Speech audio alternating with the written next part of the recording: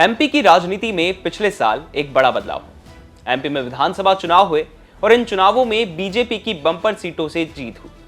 जीत के बाद फैसला होना था सीएम के चेहरे को लेकर। शिवराज सिंह चौहान करीब 18 साल तक सीएम रह चुके थे, लेकिन जीत के बावजूद बीजेपी आलाकमान ने नए चेहरे को सीएम बनाने का फैसला लिया और फिर मोहन यादव को एमपी का नया सीएम बनाया गया। सीएम मोहन ने 13 दिसंबर 2023 को सीएम के पद पर शपथ ली। जल्द ही सीएम बनने के बाद उनका 1 साल का कार्यकाल पूरा होने जा रहा है।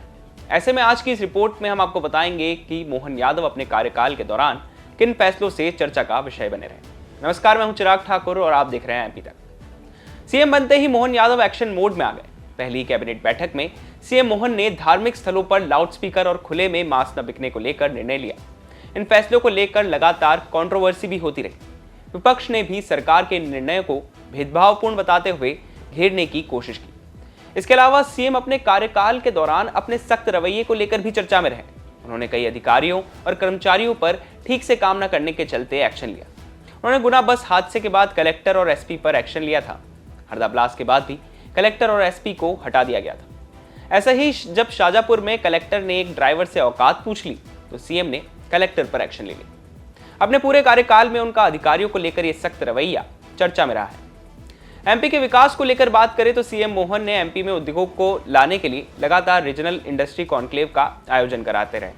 वो अब तक एमपी में 6 रीजनल इंडस्ट्री कॉन्क्लेव करा चुके हैं, जिसमें कई करोड़ों के एमओयू साइन हो चुके हैं। लेकिन विपक्ष इस बात पर हमलावर रहा है कि एमओयू साइन होने के बाद रिजल्ट्स क्या होंगे, कितने उद्योग एमपी में जमीनी स्तर पर उतर पाएंगे। इसके अलावा बुलडोजर एक्शन के चलते भी सीएम मोहन यादव चर्चा में रहे। मोहन के सीएम बनने के बाद कई बार देखा गया कि एमपी में आरोपियों के घर पर बुलडोजर चल गया। छतरपुर में पत्थरबाजी की घटना के बाद आरोपी के घर पर बुलडोजर चलाने की काफी चर्चा रही।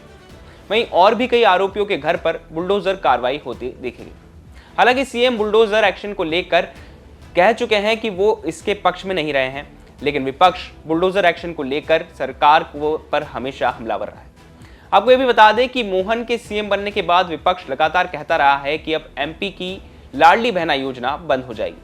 इस योजना को बीजेपी की जीत में अहम फैक्टर माना गया था, लेकिन सीएम मोहन अपनी सभाओं में लगातार बोलते हुए नजर आए हैं कि कोई भी योजना बंद नहीं की जाएगी। जितने वादे बीजेपी ने किए थे सब पूरे किए जाएंगे। वहीं सीएम मोहन के नेतृत्व में एमपी में लोकसभा चुनाव हुए और बीजेपी ने 29 की 29 सीटें हासिल की। तो ये थे कुछ फैसले जिनकी वजह से सीएम मोहन अपने अब तक के कार्यकाल में चर्चा का विषय बने रहे। आपकी सीएम मोहन के इस कार्यकाल को लेकर क्या राय है, हमें कमेंट सेक्शन में कमेंट करके जरूर बताएं। एमपी से जुड़ी बाकी तमाम खबरों के लिए आप देखते रहें एमपी तक।